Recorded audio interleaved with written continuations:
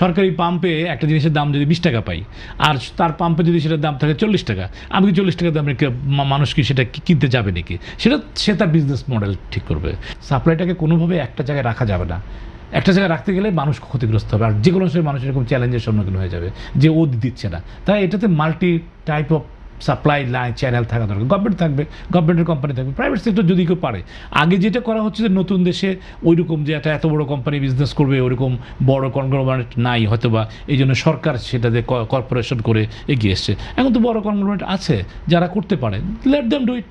সঠিক প্যাড আর সঠিক তথ্য দিয়ে এসব সামলে নিব এক হয়ে। Monalisa sanitary napkin. তারা আসুক, তারা বাজারে আসুক, আমরা তখন চয়েস করতে পারবো যে আমি কার থেকে নিব। পৃথিবীর সব দেশে তো প্রাইভেট সেক্টরের কোম্পানি আছে যে আপনার ওরাই সমস্ত পেট্রোল পাম্প ওদের ওরা ডিস্ট্রিবিউশন চ্যানেল খুলবে। এখন তো আমরা ডিস্ট্রিবিউশন চ্যানেলটা হলো সরকারের 3টা কোম্পানি 4টা কোম্পানির মাধ্যমে সরকার ডিস্ট্রিবিউশন। সেখানে যদি আরও 2টা কোম্পানি যদি আসে, তারা যদি ডিস্ট্রিবিউশন চ্যানেল খুলে, what is the harm? Good.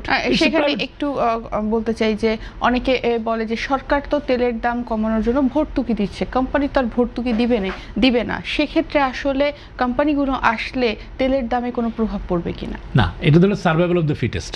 সে যদি ভর্তুকি না দেয়, আমি তো তার কাছ থেকে তেল কিনতে, আমি যদি সরকারি পাম্পে একটা জিনিসের দাম যদি 20 টাকা পাই, আর তার পাম্পে যদি সেটার দাম থাকে 40 টাকা, আমি কি 40 টাকা দামে মানুষ কি সেটা কিনতে যাবে নাকি?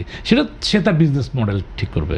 অ্যান্ড গভর্নমেন্ট কীভাবে তাকে সাবসিডি দিবে কিনা, সেই ভর্তুকির অংশ সে পাবে কিনা, হতেও তো পারে। গভর্নমেন্টের নিশ্চয়ই একটা প্ল্যান থাকবে যে প্রাইভেট সেক্টরকে দেওয়ার মানে তো প্রাইভেট সেক্টরকে দিয়ে তো হাত পা বেঁধে ছেড়ে দেবে না।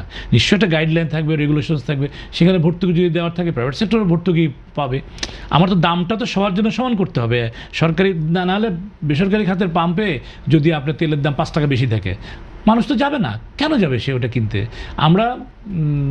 আমার নিজের ব্যবসার জন্য আমি একটা প্রাইভেট এনার্জি পাওয়ার জেনারেশন কোম্পানি থেকে পাওয়ার নেই আমি।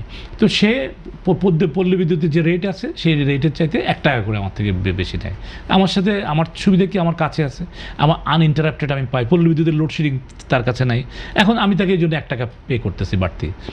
হিসাব করে যেটা তার পাওয়ার ফ্যাক্টর আসে, পাওয়ার ফ্যাক্টর বের করে যেটা প্রাইস বের হয় তার সাথে সে 1 টাকা করে আমার থেকে নেয়। এবং পল্লী বিদ্যুৎ থেকে 1 টাকা 1.5 টাকা করে সে আমার থেকে নেয়। তো তাতে কী হচ্ছে, আমি সারাদিন বা আমার জেনারেটর চালানো লাগছে না, আমি ওই যে টাকাটা দিচ্ছি তা অর্থাৎ কোয়ালিটি এনার্জি।